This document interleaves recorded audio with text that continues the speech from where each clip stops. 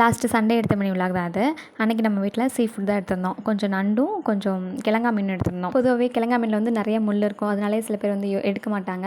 ஆனால் டேஸ்ட் வந்து சூப்பராக இருக்கும். அதனாலே வந்துட்டு கிழங்கா மீனை சின்ன சின்ன பீஸாக கடையில் கொடுத்து கட் பண்ணிட்டு வந்துட்டு அதை வீட்டில் வந்து நல்லா க்ளீன் பண்ணிவிட்டு அதுக்கப்புறம் அது கூட கடல மாவு, மிளகாத்தூள், மஞ்சத்தூள், உப்பு இது மட்டுமே போட்டு நல்லா பிசைஞ்சு வச்சுட்டு நம்ம சாப்பாடெலாம் ரெடி பண்ணி முடிச்சதுக்கப்புறம் கடைசியாக சாப்பிட போகும்போது சூடாக வறுத்து சாப்பிட்டோம் அப்படின்னா டேஸ்ட்டும் நல்லா இருந்துச்சு. முள் இருந்ததும் பெருசாக ஒன்றுமே தெரியல.